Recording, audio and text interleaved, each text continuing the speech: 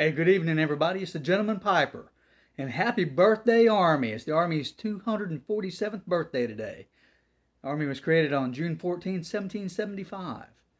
So, in honor of that, we're going to have some mead today. Not just any mead. It's mead that I made myself.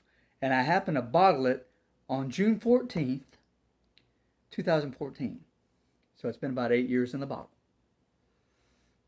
Now, as far as what I'm smoking, this is my Dr. Grabo Grand Duke pipe. It's a little small pipe. It's got a small bowl to it. It's really light. And what I'm smoking in it is Castle Pinckney. Let's see if you can see that. I'm going to read this out to you. Castle Pinckney is a blend of Burley, Virginia, and world-famous Green River Black Cavendish, expertly blended for the utmost in taste, then topped with a secret flavoring recipe to achieve outstanding flavor aroma. It's subtle but satisfying. All right, so today we're going to try some mead. Now, I bottled this 8 years ago. And I have like another bottle left that I haven't opened besides this one. And let's see if you can read it. Hold on just a second. There we go. Now, notice I called it Old Glory because it's got to be, a patriotic theme to it. I bottled some other meads that same day. One of them's called, this was Old Glory mead. The other one was called Caissons Rolling and all that. And I really enjoyed it. This mead is a blend of wildflower and orange blossom honey that I used. Now, you can't drink mead without a horn.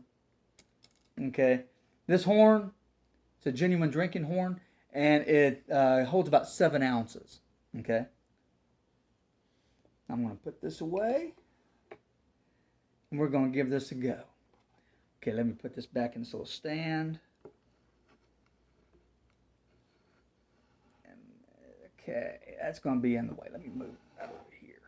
Okay, here we go. Now, I did like these bottles. I like the cobalt blue. But I got these Zork corks because I didn't need a corker for them. And they wrap around. But you can't get these anymore. They don't make them. I was so upset. I tried to get some a few months ago. And I found out they don't make them. So this is going to be this bottle's maiden voyage. Now, I will admit, it took a good 5, almost 6 years. I had about 10 bottles of these. And every few months to every year or so, I would open one up. And I swear, to about the 5th year, it didn't taste very good. It needed to mellow out. It was so harsh. It was a new mead. But then right around between the 5th and 6th year, all of a sudden, it hit the sweet spot. And so it's been aging even further. So let's see what happened to it. Okay, let me get this open. Up, you hear that? Boom. All right. Let's pour this in. Oh, yeah. About halfway in. The aroma is really good. It's a fruity taste and smell. It's changed over. It's been about a year since I've had one, and it really has. It's mellowed. Let me try this out.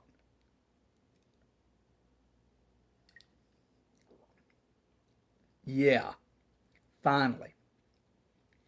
I would drink this every day. This is really good stuff. I can taste the orange blossom. The wildflower notes really aren't there anymore. I really taste the orange blossom. The orange blossom finally took over. And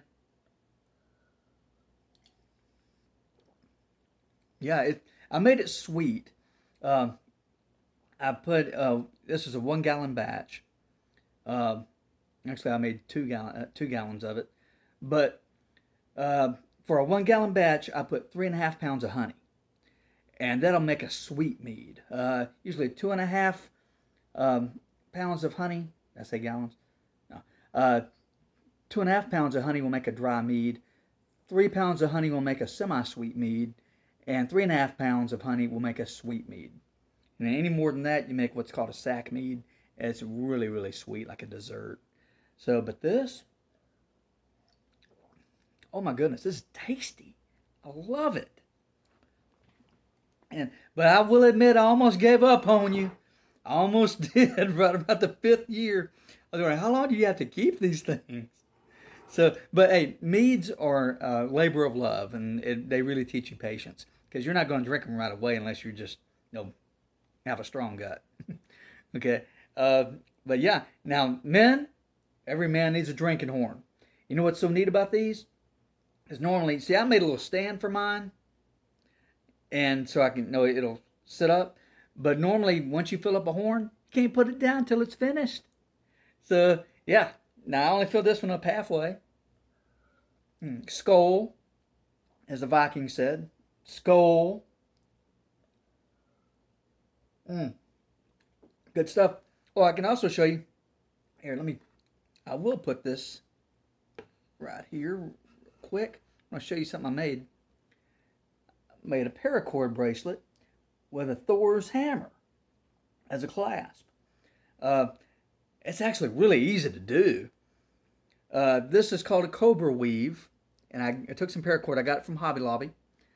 And I just did that, measured out my wrist, did this, kept a loop, put a bead on it just because it looked cool.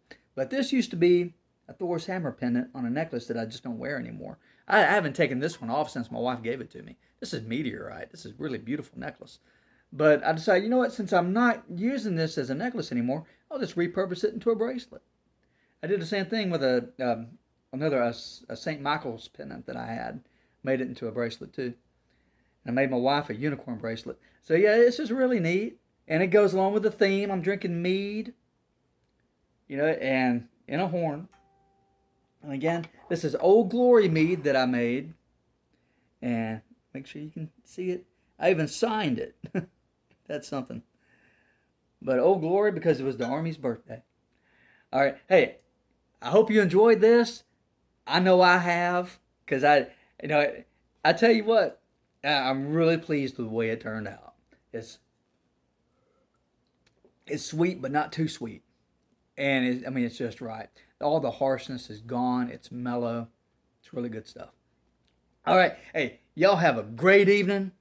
And I look forward to seeing you again. All right. I love you. Take care and be safe. Bye-bye.